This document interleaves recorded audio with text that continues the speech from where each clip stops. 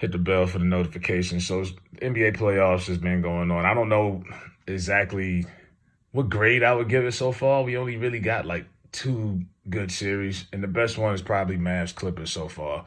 Mavs beat the Clippers game 3 Friday night in Dallas. And Russell Westbrook was horrible, right? He had 1 point. He was 0 for 7 from the field at 1 point from the 3. Got to a point where the Mavs weren't even really covering him. Like, he was getting a lot of wide open threes and just shots. It was just like, whatever. He's not hitting anything. He was a liability. He wasn't really a threat. He wasn't really making himself. He wasn't doing what Westbrook is known to do. And look, he got criticized for it, rightfully so. And even myself, as someone who was rooting against the Clippers in that game, I don't think nothing he did warranted a suspension. So here we got it. Stephen A. Smith. And I don't know, this is reminding me of like watching something on a slave movie, like one of the slaves telling the other slave, I seen what you did. I'm going to tell master, so you you're going to get 100 lashes.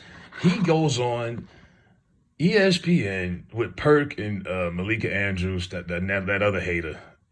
And look, he takes this to a whole nother level. And I mean, I know Kwame Brown a few years ago stood up for himself, and some of these other athletes, for the way Stephen A. Smith primarily and so many other people in the media have put their foot on black athletes' necks. Look, talk about somebody's style of play, talk about their game. I think that's fair. We start calling people out their names, that's when it gets to another level where it's like, okay, now you're going outside of the box. But to call somebody's boss to see if they didn't get in, why they didn't get in trouble, that's a whole nother level of just hate. Like, I don't know what that, like, check this out.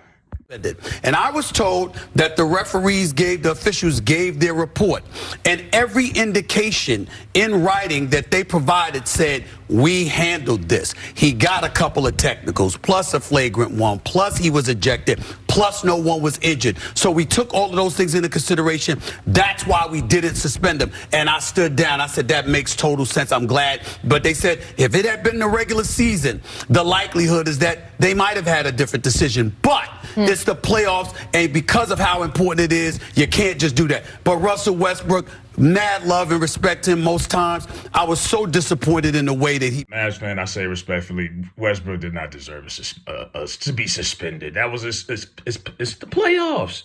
It's physical. You know, everyone, people like him, some of the dinosaurs, the boomers are still in the media. They always talk about 90s basketball and the physicality of This has probably been the most physical series defensively this entire playoffs. These guys have been playing defense in this series. They let him, look, Luka's 6'7", 230. Westbrook was not going to separate his shoulders. Calm down. It was not that serious. You know what I mean? It was one of those classic, like, Westbrook meltdowns. He's an emotional guy. Plays with his emotions on his sleeve. He was frustrated. He was in his whiny mood. At one point, obviously him and PJ Washington got into it, and Washington was standing over him laughing. It kind of popped everybody with that one. But then you had... At one point, he was cussing out the fans. He was like saying "F you" to the fans. He was having a meltdown moment.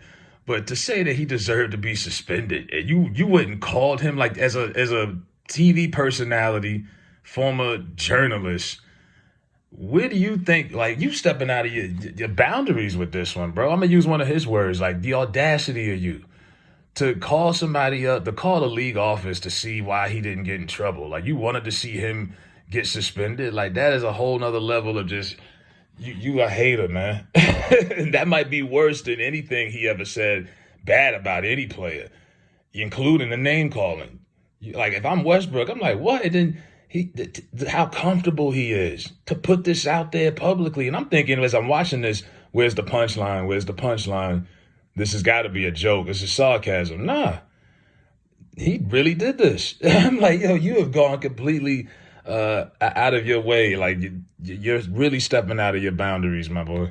The last game, I want y'all to go back and reflect on what transpired in game 3. Look at this foul right here. You knock the guy clear upside the head. You sit up there and you come down on Luka Doncic in the back. That play right there, you could have separated his shoulder. Then you push him in the chest. Then you go after PJ. And then after that, even though PJ shoved you in the back, and then you're shrugging off the referee.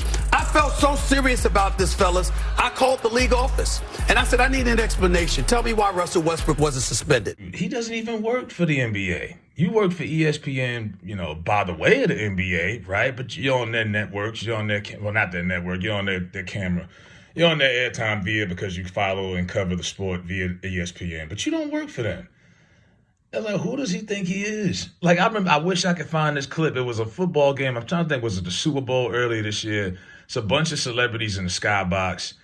It's Travis Scott. It's Michael Jordan. It's all of the big wigs. And Stephen A. Smith is there.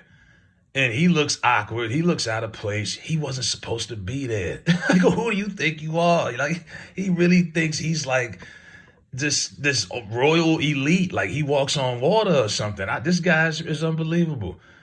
You called the league office.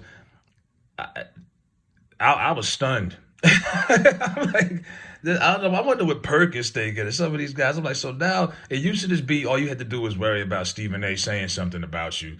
I mean, he was calling Zion fat last year. He could go on and on. Now you got to worry about him calling up your boss to see if and why you should be suspended and whatnot. I don't get it. And these are the same people that say, well, they want basketball to be more physical, and they bring up 90s and all these other eras. But then you gotta follow the rules. You gotta follow the rules. I'm like, what do you want? You know what I mean? Like, that's a big part of why people like Russell Westbrook is because he's so passionate. He's so emotional. He's so, driven. You could tell he loves the game. But nothing he did warranted that. And even if he did, who the hell are you to call up the league office? Like, you know what I mean? Like, calm down, man. He really, his ego is ridiculous. And y'all just continue everyone who watches his podcast and this and that, y'all continue to fluff his ego up. Remember, he was backtracking and moonwalking just a week ago because of his Trump comments. Y'all just keep puffing him up. But yeah, he's gotten out of his boundaries for real. He's really lost his mind. He's gotten way too comfortable in his space. Maybe he needs some humble pie. Maybe if somebody go and call ESPN and see why your ass ain't got fired. You know what I'm saying? If they dig up some of the stuff. Maybe somebody was offended by your Trump comments last week. What if they were, maybe he's just feeling some kind of way because a lot of black folks was ready to cancel him just a week ago. The black folks that still rest with him, I guess. But yeah, just let me know what y'all think in the comments. Did Stephen A. Smith go too far as calling the league office to see if Russell Westbrook was going to get 100 lashes from Adam Silver and company?